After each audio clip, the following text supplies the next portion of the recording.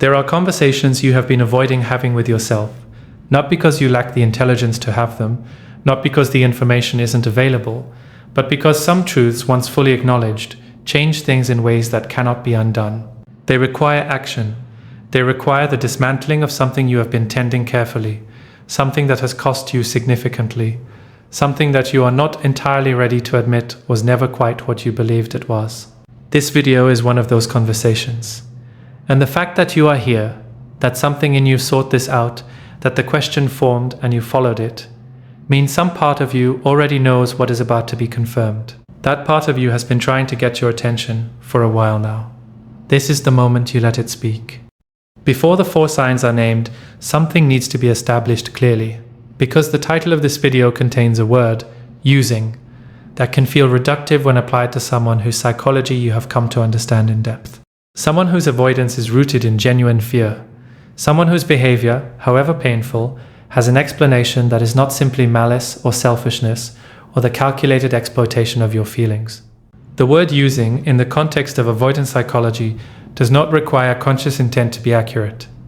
A person can use another person without ever forming the explicit thought that that is what they are doing. They can extract emotional supply, comfort, regulation, and the security of a maintained connection while simultaneously believing, genuinely, not performatively, that they care about the person they are taking those things from. The belief and the behavior can coexist without the belief cancelling the behavior, and the impact of being used does not require the other person's awareness of the using to be real. This distinction matters because it is the thing most likely to keep you from seeing clearly. The knowledge that they are not a bad person, that the fear is real, that the love in its complicated, filtered, managed form is genuine. All of that is true, and none of it changes what the behavior is producing. None of it changes what it is costing you. And none of it changes whether what is being built here has the structural integrity to become something that genuinely serves your life. The first sign is the most fundamental and in some ways the least visible because it has been present since the beginning. It is this: you are consistently more available to their needs than they are to yours. Not occasionally, not during a difficult period that has a clear beginning and an expected end. Consistently, as the default condition of the relationship, rather than the exception. This sign is easy to rationalize. They are going through something, they have more demands on their time and energy. They are not naturally expressive, but their feelings are real. They show up in other ways. All of these rationalizations may contain partial truth. But the pattern underneath them, the structural asymmetry of who is available for whom, and who is absorbing whose needs, and whose emotional state regularly becomes the weather that determines the quality of the connection. That pattern is not a temporary condition. It is the architecture of the relationship. And architecture reveals intention, or at the very least, reveals the shape of what is being built, regardless of what anyone involved claims to be building. Ask yourself this question honestly. When you are struggling, genuinely struggling, in the way that requires another person's presence and attention and care, where are they?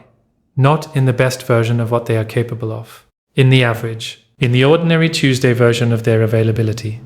Is there reciprocity there? Is your need met with the same quality of presence that you extend to theirs? Or is there a familiar pattern of your needs being acknowledged minimally, redirected, intellectualized, or simply not quite landing in a way that produces the actual experience of being supported? The avoidant who is using you needs your emotional availability as a regulatory resource. Your consistency calms something in their nervous system. Your orientation toward them provides a background sense of security that they access without necessarily being aware of accessing it. And that security, the security of knowing you are there, that the connection is stable, that someone is oriented toward them with genuine care and attention, that is enormously valuable to them. It is just not being reciprocated in a way that makes the exchange equitable. You are providing something essential, you are receiving something insufficient, and the gap between those two things, maintained over time, is the using. The second sign is harder to name, because it requires you to look at a pattern that operates below the level of obvious behavior. It is the sign of your presence being required without your personhood being honored.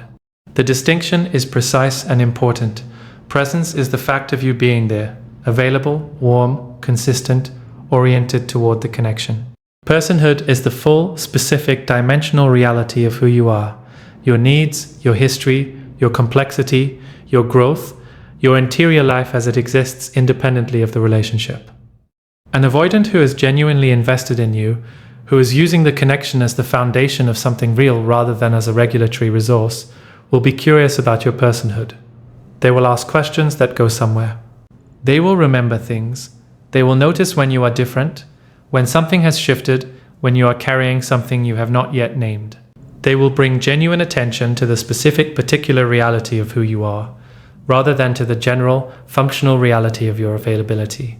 An avoidant who is using you needs your presence, but is not particularly invested in your personhood. The conversations circle around them. They're processing their needs, their fears, their past. When the conversation turns to you, to your interior, your needs, your struggles, there is a subtle but consistent quality of redirection, not always obvious. Not always a hard pivot, but a pattern of your interiority being less engaging to them than theirs is to you. Of your depths being less visited than the depths you have spent considerable time and attention exploring in them. Notice that pattern, not in the heightened moments of connection when everything feels reciprocal, in the ordinary ones, in the unremarkable conversations that reveal by their very unremarkableness the default orientation of the dynamic. Who is primarily known in this relationship? Whose interior is primarily explored? Whose growth and struggles and daily experience is primarily attended to? The answer to that question tells you a great deal about whether you are a person in this relationship or a resource. The third sign is one that tends to produce the most acute pain when it is finally seen clearly. And that is why it is placed here rather than last. Because the pain of it, once named, tends to clarify everything else around it with a speed and completeness that the other signs build toward but do not quite achieve alone. The third sign is this: the connection intensifies precisely when you begin to withdraw, and diminishes precisely when you are most present and most available. You have felt this, the specific maddening rhythm of it, the way their engagement increases when you are less accessible, the way their warmth returns when you are tired enough to show it. The way the almost commitment surfaces when you are genuinely close to releasing the hope. And then the cooling, the return of distance, the re-establishment of ambiguity, the moment you respond to the warmth by becoming fully present and available again. If you chart the history of the connection honestly, not the story of it, but the actual rhythm, you will find that the most engaged version of them has consistently appeared in response to your withdrawal, rather than in response to your presence. That their interest has functioned as an inverse of your availability. That the thing that produces their closest approximation of pursuit is not your warmth, but your distance. Not your love, but your potential departure. This pattern is the clearest possible demonstration of what the connection is actually providing them. It is not providing the experience of building something with someone. It is providing the experience of a maintained attachment that functions as an emotional anchor, something that regulates the avoidance baseline anxiety about connection and loss by confirming repeatedly that the connection exists and is stable. Your availability confirms the stability, and confirmed stability to the avoidance management system is something that requires maintenance rather than investment. The anchor doesn't need to be tended when it is holding. It only receives attention when it appears to be slipping. You are the anchor, and anchors do not get loved, they get relied upon. The fourth sign is the one that will require the most courage to look at directly, because it involves not just their behavior, but your own complicity in a dynamic that has been, in certain specific ways, serving something in you as well. Not in a healthy way, but in the way that familiar pain can serve as its own kind of comfort, as confirmation of a story about love that was written early and has not yet been fully revised. The fourth sign is that you already know. You have known for longer than you have been willing to fully acknowledge.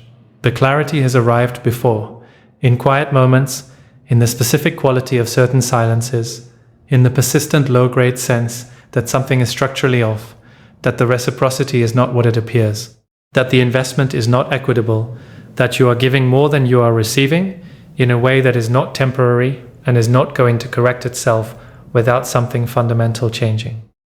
And you overrode the knowing again and again.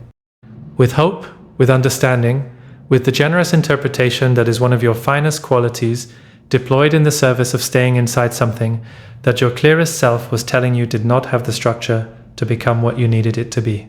You used your intelligence, your empathy, your capacity for nuance, all of it marshaled in service of the maintenance of a hope that required the suppression of your own most accurate perception. That suppression is what the fourth sign points to, not because it makes you foolish, because it makes you human, because it reveals, with precision, the place in you where the old story about love is still running. The story that says, love requires this kind of effort. That real connection lives in this kind of complexity. That the difficulty is evidence of the depth. That if you just understand enough, stay patient enough, love clearly enough, the person will eventually become available in the way they have been promising, in the way the moments of warmth have been implying, in the way your hope has been insisting is possible. That story is not about them. It was never about them. It is about something older, something that was in place long before they arrived. And they, with their particular combination of genuine warmth and structural unavailability, fit the story perfectly, confirmed it, gave it a new stage on which to run its familiar arc. Seeing that clearly, seeing the story, recognizing its origin, understanding the specific way it shaped your participation in the dynamic, is not a comfortable experience. It has a particular quality of retrospective grief that is different from the grief of being hurt by someone else. This grief turns inward. It asks you to sit with the recognition that you were not simply a passive recipient of someone else's behavior, that you brought something to the dynamic that made it possible for the dynamic to continue as long as it did. That the suppression of your own knowing was not done to you, it was done by you, however understandably, however historically rooted, however much it was the product of a story written before you had any say in the writing. That recognition is the most important one in this entire conversation. Not the most comfortable, the most important. Because it is the only recognition that is fully within your jurisdiction. You cannot change their psychology. You cannot rewrite their history or accelerate their healing or supply the internal work that would make them capable of genuine reciprocity. But you can examine the story that made their unavailability feel like the right shape of love. You can trace it to its source. You can begin, slowly with support, with patience for the process, the work of revising it at the level where it actually operates. That work begins with a question that sounds simple and is anything but. What does love feel like when it is not a project? When it does not require management or translation, or the continuous effortful maintenance of hope against the evidence of the pattern? When it simply exists, consistently, quietly, without the particular electricity of uncertainty that you have come to associate with depth and realness and significance? That question is uncomfortable because the honest answer, for many people who have spent significant time inside avoidant dynamics, is that they do not fully know. The template of love that has been most vivid, most formative, most emotionally resonant has been the complicated kind. The kind with a wall in it. The kind that requires effort to access. And so the simple kind, the available kind, the kind that does not require you to earn or wait or interpret, that kind can feel, on first contact, almost suspicious. Like it must be missing something. Like the absence of difficulty must mean the absence of depth. It does not, but the nervous system does not know that yet. And the nervous system is where the story lives. The nervous system learns through experience, not through understanding. Though understanding creates the conditions for new experience to be recognized and integrated, through the actual, repeated, embodied experience of something different, of love that is available without being earned, of warmth that does not require management to maintain, of a connection where your needs are not the weather event that tests the relationship stability, but the ordinary, expected, welcomed content of an equitable exchange between two people who are genuinely invested in each other's well-being. That experience, repeated enough times, rewrites the template. Not quickly, not without the occasional confusion of encountering simple availability and reading it as shallowness, because the old calibration is still running in the background. But progressively, incrementally. In the way that all genuine nervous system learning happens, through the accumulation of new data that eventually outweighs the old story. The question is whether you are making yourself available for that new data. Whether you are creating the conditions, internally in how you orient yourself, in what you are willing to receive, in what you are no longer willing to accept as a substitute, for the experience that would rewrite the template. Because the experience cannot arrive while you are still inside the dynamic that confirms the old story, while you are still absorbing the intermittent warmth and calling it love, while you are still overriding your own knowing in service of a hope that requires the suppression of your clearest perception to survive. This is the place where everything converges. The four signs, the understanding of the using, the recognition of your own complicity, the question of what love feels like when it is not a project. All of it converges here, at the practical, daily, lived question of what you are going to do now. Not in the abstract, in the specific.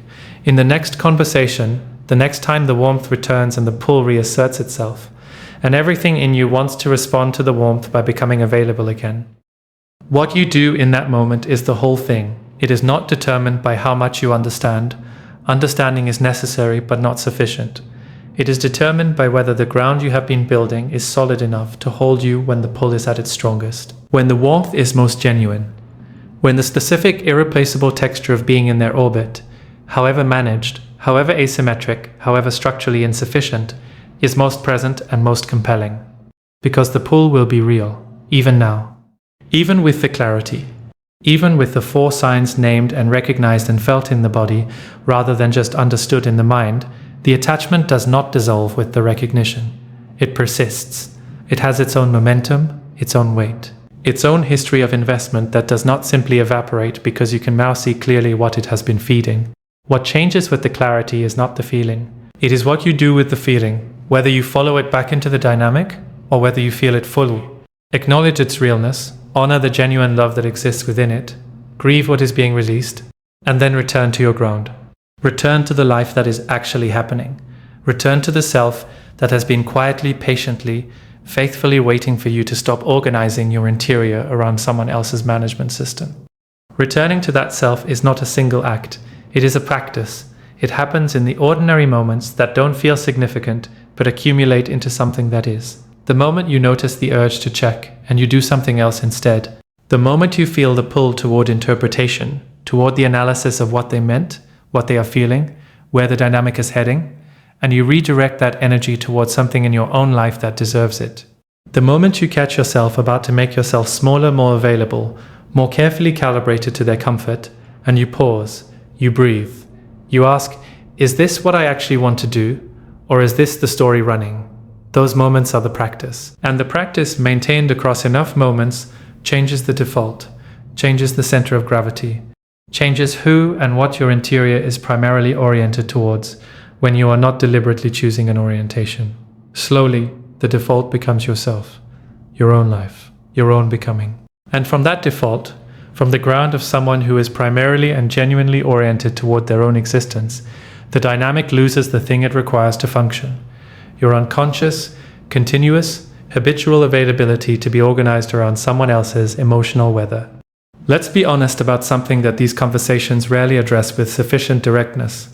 Leaving, or creating genuine distance from, a dynamic that has been a significant source of attachment and meaning, and occasional genuine connection, is not simple. It is not accomplished through a single moment of clarity, however profound. It is not linear. There will be moments of return, emotional if not literal, where the old orientation reasserts itself, and the clarity feels briefly distant, and the hope in some quieter but still recognizable form resurfaces. Those moments are not failures. They are the normal, human, entirely expected features of releasing an attachment that was real, of grieving something that mattered, even while seeing clearly that it could not become what it needed to be, of the nervous system taking longer than the mind to complete the update. They are not evidence that you have not grown, or that the understanding has not landed, or that you are doomed to repeat the pattern. They are evidence that you are human and that genuine attachment, even to something that costs more than it returns, does not dissolve cleanly or quickly. What matters is not the absence of those moments, it is what you do inside them.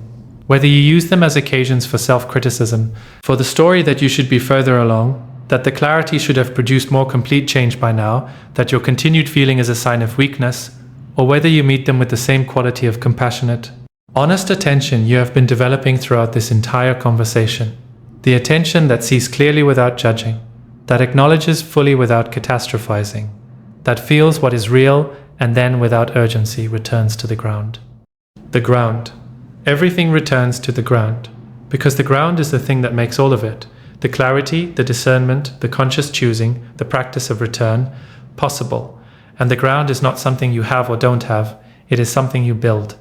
Daily. Through the small, unglamorous, consistently made choices to orient towards your own life rather than towards someone else's emotional weather. Through the practice of taking your own perceptions seriously rather than overriding them in service of the hope. Through the development of an interior life that is rich and sustaining and genuinely yours, not dependent on any particular relationship for its substance or its direction or its sense of meaning. That interior life is what you are building right now. In this conversation, in the willingness to look at the 4 signs without flinching, in the honesty about the story and its origins, and the specific ways it has shaped your participation in dynamics that confirmed it, in the recognition that you are not simply a recipient of the using, but a participant in a dynamic whose continuation required your continued participation, and in the growing, daily, embodied knowledge that your participation is a choice, that it was always a choice, that the circumstances that made it feel like the only option were never as fixed as they appeared. You have more options than the dynamic allowed you to see, more options than the hope permitted you to consider, more options than the story insisted were available. The option of a connection where your needs are not the problem, where your full self is not too much, where the investment is genuinely equitable and the warmth is genuinely consistent, and the choosing is genuinely mutual, rather than asymmetric in the specific structural way that has characterized what you have been living. Those options are real. They are not the fantasy of someone who hasn't experienced enough of life to know better. They are the reasonable expectation of someone who has done enough internal work to be genuinely available for something that could not have reached them before. Before the clarity, before the self-knowledge, before the ground, you could not have received what you actually deserve before now, not because you were unworthy of it. You were always worthy of it. But because the story running in the background would have found a way to make it feel insufficient, to make its availability suspicious, to find, in its very consistency, the evidence that it lacked the depth your template required. The template is being revised. The story is being rewritten. Not finished. That work continues, but genuinely, substantively in process. And as it revises, what you are able to receive expands. What you are able to recognize as real expands. What you are able to stay inside without the old anxiety driving you toward the more familiar, more costly, more story-confirming alternative expands. That expansion is the inheritance of everything you have been through, not the pain itself. The pain was not a gift, and it would be false and frankly insulting to frame it as one. But what you built in response to the pain, what you developed in the process of surviving it. What you know now, in your body and not just your mind, that you could not have known without the specific, costly, irreplaceable education of this experience. You know what the using feels like from the inside. You know the 4 signs in a way that is embodied rather than theoretical. You know the difference between someone who is genuinely investing in you and someone who is extracting from you while performing investment. You know the sound of your own knowing when it is trying to reach you through the noise of the hope. And you know, most importantly, most practically, most consequentially for everything that comes next, you know what it costs to override that knowing. You have paid that cost in full. You do not need to pay it again. The next time the knowing speaks, and it will speak clearly and early, in whatever new situation next requires your discernment, you will hear it differently. Not because you have become suspicious or defended or unwilling to extend the generosity that is one of your finest qualities, but because the generosity now has a flaw, a baseline below which it will not go, not out of hardness, out of the simple, earned, permanent knowledge of your own worth. That knowledge is the thing the using could not take from you, tried to, did not succeed. It is yours, completely, finally, and it changes everything that comes after.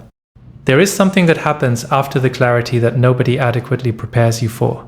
The clarity arrives, sharp, specific, painful in the precise way that accurate things are painful, and you expect that the knowing will be enough. That seeing it clearly will automatically translate into being free of it.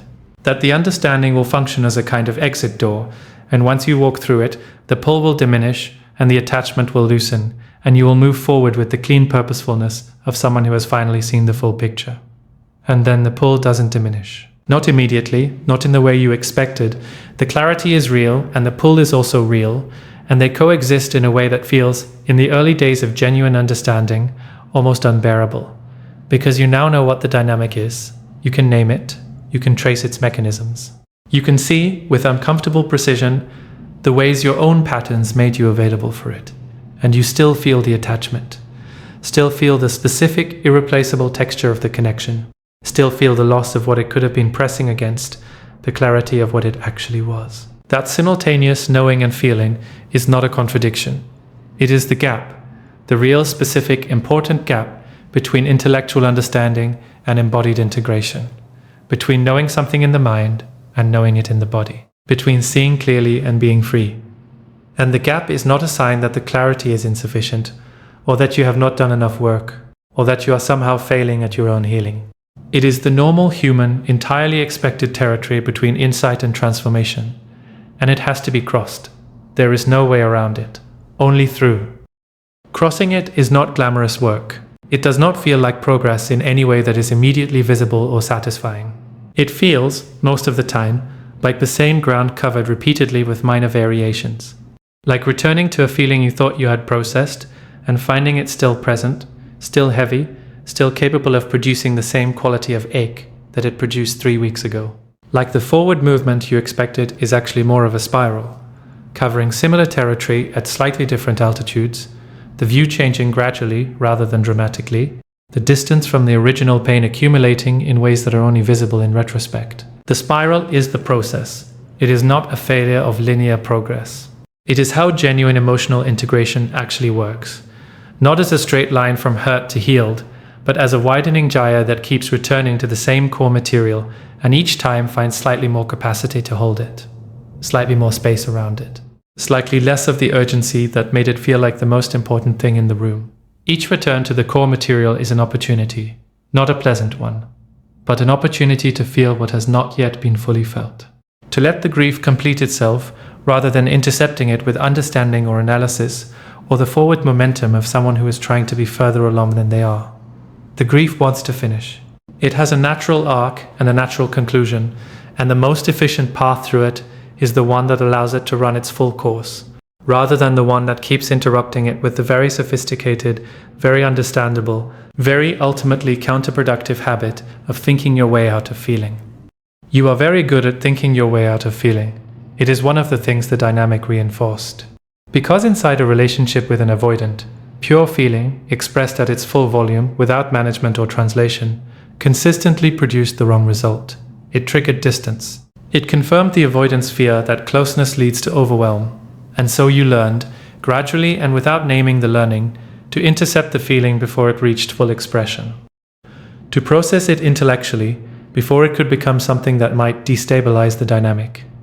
To become fluent in the language of managing your own interior in deference to someone else's comfort.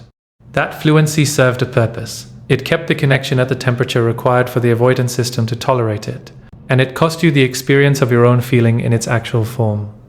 Unmanaged, unintercepted, simply real. Part of the crossing of the gap is the recovery of that. The permission, extended to yourself, by yourself, without anyone else's comfort as the constraint. To feel what you actually feel without immediately converting it into something more manageable. To let the grief be grief rather than insight. To let the anger be anger rather than understanding. To let the love be love, real, genuine, still present even in the full knowledge of what the dynamic was, without immediately contextualizing it into something that can be neatly filed under resolved. The feelings do not need to be resolved in order to be complete. They need to be felt, and felt completely means felt without the intercepting, without the managing, without the sophisticated editorial layer that has become so habitual you may not even notice it operating. Notice it now, in this moment, reading this. Is there something present, some quality of feeling that arose in the recognition of the 4 signs, in the honest acknowledgement of your own participation, in the grief of what the dynamic cost? That has not been fully felt? That got intercepted by the understanding before it could complete itself? That is sitting somewhere in the body, waiting for the space to finish what the clarity started. Give it that space, not as a disciplined exercise, as an act of genuine care toward yourself, the same care you extended so generously for so long, to someone whose patterns were rooted in the terror of exactly this, of feeling fully, without management, without the exit of intellectualization always within reach. You are not afraid of feeling. You proved that throughout the entire dynamic. You felt enormously. What you learned to be afraid of was expressing the feeling at its actual volume, letting it be visible, letting it land in the space between you and another person without first reducing it to something the other person's system could tolerate. That fear, of the expression rather than the feeling itself, is the thing to bring your attention to now. Because outside the dynamic, the constraint no longer applies. There is no one here whose comfort requires the management of your interior. There is just you. And you can be trusted with your own feeling at full volume. What does the full volume actually contain? Let's be specific, because the grief of an avoidant dynamic is layered in a way that benefits from being named distinctly rather than experienced as an undifferentiated mass of loss. There is the grief of the specific person, the actual individual whose warmth was real, whose moments of genuine connection were real, whose love, in its complicated, filtered, structurally insufficient form, was real. That grief has a face and a voice and a specific texture. The loss of that specific person, however inadequate their presence ultimately was, is a real loss. It deserves to be grieved as such, rather than dismissed because the clarity reveals the insufficiency of what was being offered. Underneath that is the grief of the potential, the version of the relationship that existed in the space of what it could have been. Not a fantasy, a genuine possibility that was present in the best moments, in the warmth that broke through the management, in the connection that was undeniably real when the defenses were briefly down. That potential was real. It just could not be realized given where both of you were and what both of you were bringing. And the loss of genuine potential is a specific kind of grief that is different from the loss of fantasy. It has more weight, more legitimacy, more right to be fully mourned. Underneath that is the grief of the time, the specific, finite, irreplaceable time that was given to the dynamic. Not wasted, that framing is too harsh and not entirely accurate, but spent in a way that did not produce the return it deserved, and time, once given, cannot be retrieved. That is simply true, and it is allowed to be grieved as true without the grief being converted into self-criticism or regret, or the retroactive wish that you had been different. And underneath all of that, the oldest grief, the one that predates this relationship entirely, the one that the dynamic activated rather than created. The grief of the original story, of the early experiences that taught you that love has this shape, that connection requires this kind of effort, that the warmth that has to be earned is more real than the warmth that is simply given. That grief is the deepest layer and the most important one to reach, because it is the source. And sources, when they are finally found and fully felt, have a way of losing the power they had when they were hidden. Reaching that deepest layer is the work that extends beyond this conversation, beyond any single video or framework or moment of clarity, however comprehensive. It is the work of genuine, sustained, professionally supported self-examination. The work of therapy. Not as a crisis intervention, but as the ongoing, structured engagement with your own interior that the depth of what you are carrying genuinely warrants. Not because something is wrong with you, because something important happened to you and it left deposits that benefit from being examined with care and expertise, and the specific quality of sustained, boundaried, genuinely therapeutic attention. If you have not yet sought that support, consider this the invitation, not as an instruction, as the honest observation of someone who has watched across this entire conversation the genuine depth of what you are working with, the intelligence and the capacity and the willingness to examine clearly that you bring to this, those qualities directed toward your own interior with the support of someone qualified to help you navigate it, will produce something extraordinary. Not a fixed version of yourself, a more fully inhabited version, one who knows their own ground in the specific, embodied, reliable way that only genuine therapeutic work produces. And while that work unfolds, in whatever form and at whatever pace it takes, the daily practice continues, the returning to ground, the noticing of the old patterns, and the conscious choice of something different, the development of the discernment that protects without hardening, the gradual, incremental, unglamorous building of a life that is genuinely yours, not organized around anyone else's emotional weather, not defined by its relationship to the dynamic that clarified so much by costing so much, but simply, quietly, fully lived. That life is already in progress. It did not begin with the clarity.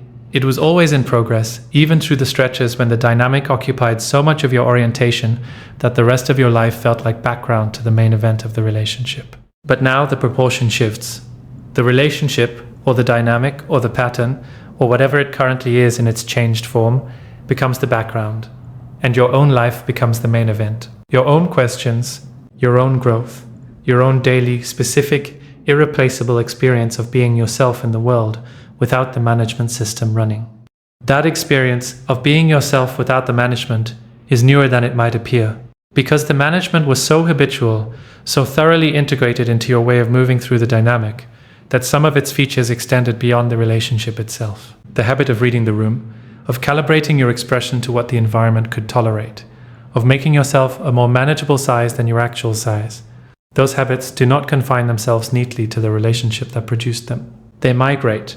They become the default in professional situations, in friendships, in the casual daily interactions, where you are constantly below the level of conscious awareness, assessing how much of yourself is appropriate to bring. Part of what you are reclaiming now is the full amount, the actual, unedited, uncalibrated amount of yourself that is appropriate in any given situation. Not performing largeness, not compensating for the shrinking by overcorrecting into a forced expansiveness.